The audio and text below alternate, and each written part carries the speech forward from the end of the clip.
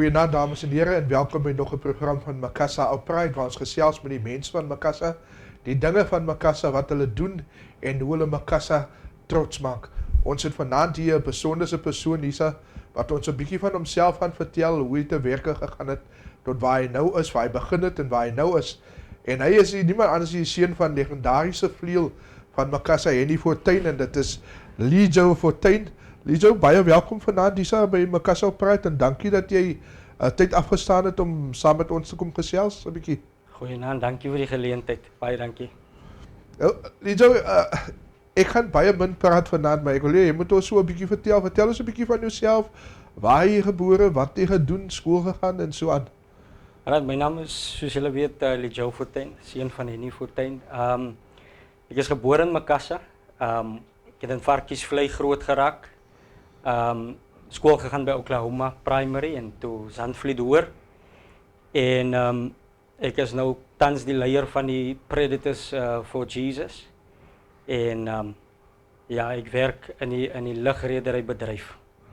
Okay, van Oklahoma skool af na Zandvliet toe en dan is jy sommer op 'n vliegtuig. Sê gou vir ons, hoe het jy te werke gegaan? Wat het jy gedoen om te kon kwalifiseer om in die lugredery betrokke te raak? Kyk, my initial plan was ek wil altyd vlieënier geword het. Dit was my initial plan.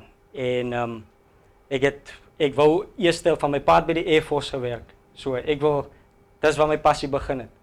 En ek het toe vir 'n toets gegaan by die Air Force en ek het toe die toets gedryp. En toe het ek 'n bietjie moed verloor, maar ek het in my hart geglo dat ek gaan eendag in die lug kom. En ek het toe 'n geleentheid gekry. My vrou actually, sy was nog daai tyd 'n vriend van my, wil in die bedryf gekom het. En wat toe gebeur het is dat sy wil flight attendant geraak het of sal mense sê lugwaardin. Ja.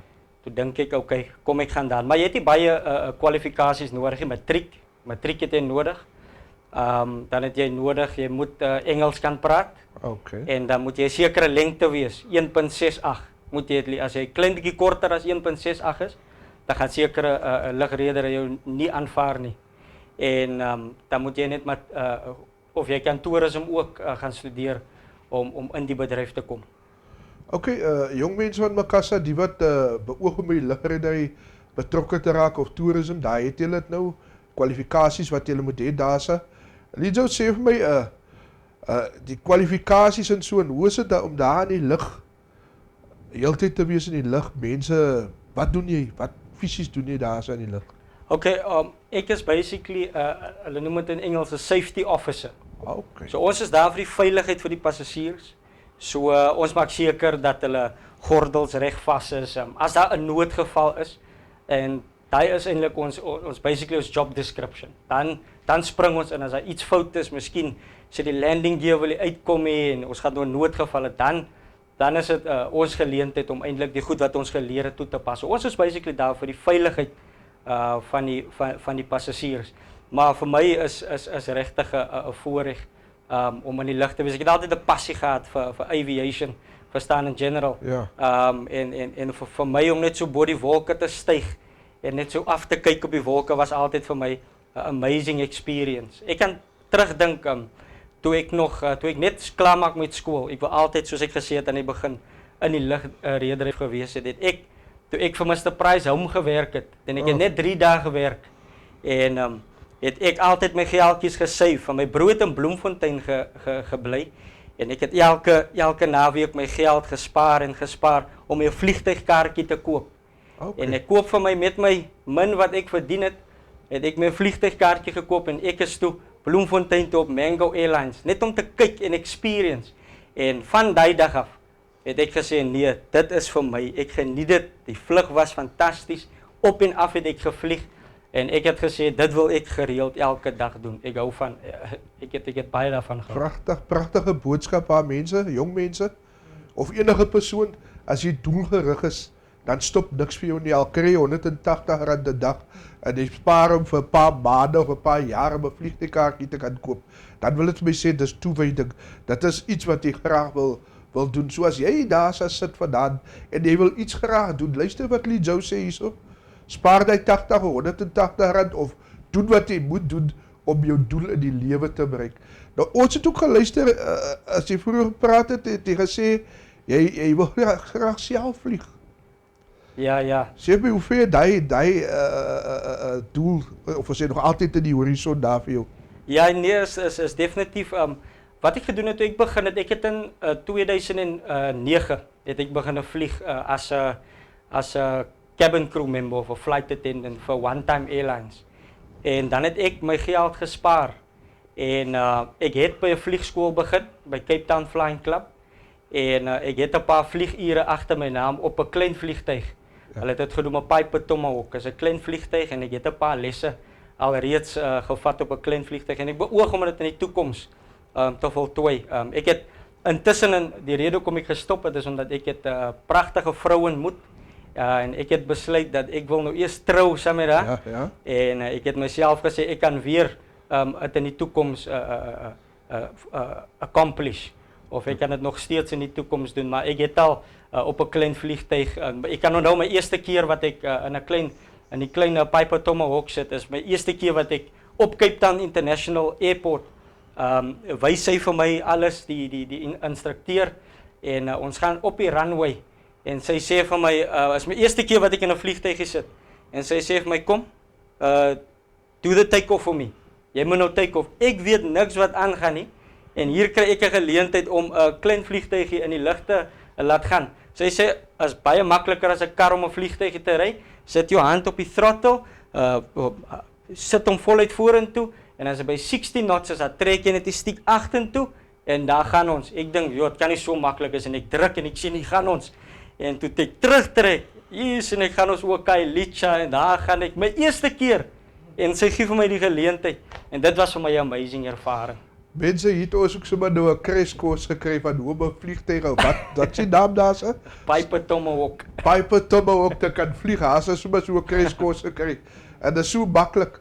En as ons nou dink daaraan, Lizou het gesê dat hy het by Oklahoma skool gegaan. So hy was ook nog klein gewees en sy droom het begin altyd met 'n droom. As jy iets wil achieve, begin dit met 'n droom. En daai droom moet daar wees sodat jy daai goals of doel kan bereik in die lewe. So wat ek eintlik vir julle wil sê is dat niks is onmoontlik vir julle om te kan doen. Nie vir enigiemand om te kan doen. As jy die wil het om dit te gaan doen, sal jy dit doen eendag. As jy, ek dink Lizou nooit gedink hy gaan 'n vliegtuig vlieg oor Kailicha en oor die Weskaap kon vlieg jy het dit gedoen. Ek wil julle bemoedig of aanmoedig vandag. Moenie kyk na die omstandighede wat jy in is nie. Moenie kyk na wie langs aan jou sit nie. Hou jou oë gefestig op jou goals in die lewe en jy sal dit kan achieve. Nou, Lizou, ons het op 'n ander geleentheid saam met Predators for Jesus manne gepraat. Maar ek verstaan, jy is die leier soos wat jy nou sê vir die jaar is u die leier van Predators for Jesus. Sê vir my, waarvoor staan die woord predator? Want mense, ek dink net maar is 'n gevaarlike ding, want ons kyk op die TV, as sien ons vir predators en aliens en dies meer. Waarvoor staan die predator? Okay, die gedagte van Predators waar het gekom het, was dat ons het altyd by mekaar gekom en gatherings gehad, miskien 'n braai en 'n klomp jong mense genooi en dan het ons gekuier. Maar daar was altyd 'n geleentheid as ons uitgaan. Dan sê ons vir mekaar, okay, manne, ons gaan nou in predator mode, soos die ander manne gesê het. En 'n predator is 'n ding as hy sy oë set op sy prooi. Hy sal alles doen in sy vermoë om sy prooi te kry. En as ons kyk in ons gemeenskap, especially in Makassa, sien ons dat ons jong mense is verloor, ons jong mense is vasgevang in dwelms, jong mense is vasgevang in gangsterism en al hierdie dinge. En waar Predators inkom is dat ons gaan uit om te soek die wat verlore is en om vir hulle op die regte trek te bring. Die Bybel sê in Lukas 19 vers 10, die seun van die mens het gekom om te soek en te red die wat verlore is. En daai is ons teksvers wat ons op gaan, om te kyk die wat verlore is. En ons gaan daar en ons haal hulle uit hulle omstandighede. Ons eintlik God wat hulle uithaal, maar hy gebruik vir ons as 'n vehicle, as die Predators for Jesus. En met die Predators for Jesus hulle is ook nou op Cloud 9, as ek het so kan sê. Hulle is ook daar in die wolke, want hulle doen fantastiese werk in Makassa.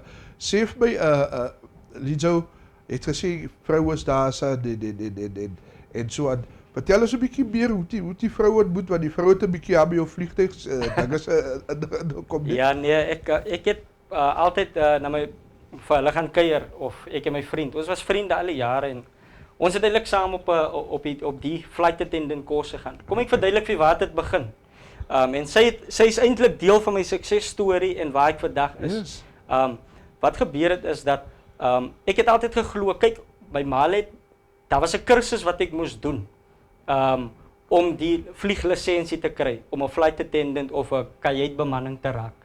En ons het nie die geld gehad, die kursus, as ek mag sê, het was iets so R17,000 en my ma het nie daai geld gehad om daai geld te betaal nie. En ek het op die Here vertrou. Al wat ek vasgehou het aan was my geloof. Ek het geloof gehad dat ek gaan dit bekom. Ek gaan in die lug kom, ek gaan op 'n vliegtuig kom. Ek gaan en my vrou se pa het besluit hy gaan saai. Hy gaan probeer om my droom te bewaar. So sy dogter gaan saam. So ek is daar so te sê om sy dogter op te pas aan daai kant in Johannesburg. Want die kursus was in Johannesburg. En wat gebeur het was dat ek het net geloof gehad. Ons het nog iets soos hy het my miskien 'n 5,000 of so gehad. Daar was nog baie geld wat uitstaande was, maar ek het geloof gehad en ek het geglo. En eendag staan 'n broer in die kerk op Broer Samai en sê, "Lijou, moenie worry nie. Ek gaan saam met jou kom gesels." En hy het vir my die geleentheid gegee. Hy het die res van die geld betaal en ek salute hom vandag van hy het potensiaal in my gesien en ek kon my kursus voltooi as gevolg van iemand wat potensiaal het. En ek wil ook mense bemoedig daar buite, moenie hoop verloor nie. Hou vas aan jou geloof. Hou aan om te glo. Dinge gaan vir jou gebeur. Jy moet net aanhou glo. Niks is onmoontlik en wat gebeur het, ek het die kursus klaar gemaak, maar ek besluit om Navy toe te gaan. Ek bevind my in die Navy en ek wil nie eintlik daar gewees het nie, maar omdat my vriende Navy toe gaan, wil ek ook Navy toe gaan. En net 'n maand daar gewees en ek dink nee, dinge werk nie uit vir my nie. Nee, ek wil huis toe. En die officer sê nee, maar ons het baie ingeploeg. Hoekom gaan jy huis toe? Ek sê nee, ek wil op 'n vliegtuig wees. Ja. En ek kom huis toe en daar's nie werk vir my nie. Ek is weer werkloos. My pa sê vir my, "Jy was in die Navy, hoekom kon jy huis toe? Jy kan in die Navy gewees het." Ek sê nee, ek wil op 'n vlieg. Ek was 'n maand by die huis, maar aanhou geglo. Toe bel One Time Airlines my en sê, "Lijou, ons het jou CV gekry, jy moet kom Johannesburg." Toe ek sê nog vir die vrou, nee, ek het nie vliegkaartjie, ons het nie geld om tot daar. Sy sê nee, ons sal vir jou vliegkaartjie betaal om vir die interview te kom. En daar kry ek my eerste geleentheid, verstaan, vir 'n interview vir One Time en dit was my eerste werk. 6 maande voor One Time toemaak, gaan ek vir 'n interview by Comair Limited wat British Airways in Kalula is. En ek kry toe 'n geleentheid daar en hulle vat my aan. 6 maande daarna toe maak One Time Airlines toe. Dit wys net hoe getrou is die Here. En ek is nou al 11 jaar in die lugredery bedryf. Is 'n pragtige verhaal van geloof, hoop en 'n visie om iets te wil doen. Jong mense in Makassa, hou aan. Hulle sê jy moet aan om goed te doen en later sal jy my. So hou aan om die regte dinge te doen, hou aan om te glo, hou aan om die Here te vertrou en later sal jy my. Ek wil sê, Lijou, sê vir my, 'n mens kry mos baie ups and downs in die lewe. Vertel my van 'n tydjie wat jy miskien ietsie gehad het wat jy 'n bietjie afgesit het en hoe het jy gemaak dat jy toe daai kon oorkom? Okay, die hele COVID pandemic was vir my like 'n low point, want toe die COVID pandemic kom, ek het altyd staat gemaak op my werk, verstaan, vir inkomste, vir klomp goed. My werk was my alles. Ja. En toe COVID kom, toe suddenly as my werk nie nou meer alles hier van die lugredery het almal toegemaak. Ons was vir 'n hele jaar amper. Ek was vir 10 maande by die huis en vir 10 maande het ek nie 'n salaris ontvang nie. Ek werk alleen en ek het 'n sideline business, maar ons kan nie besigheid gemaak het as gevolg van COVID. En ek was in 'n laagpunt, maar ek het iets geleer uit dit uit, is dat ons moet nie op ons werk staat maak en dit het vir my meer kans gegee om tyd met my familie te spandeer. En toe sien ek die waarde daarin in familietyd. En ek kon toe Junie maand toe die COVID los 'n bietjie gerelax word. Toe kan ek meer aandag skenk aan die besigheid, toe die besigheid bietjie begin groei. Dit wys net hoe 'n negatiewe situasie kan omskep word in 'n positief. Yes. Ek kan nou daar gesit het en gesê het, ag, ek werk nou nie, ek gaan maar nou net sit en wag.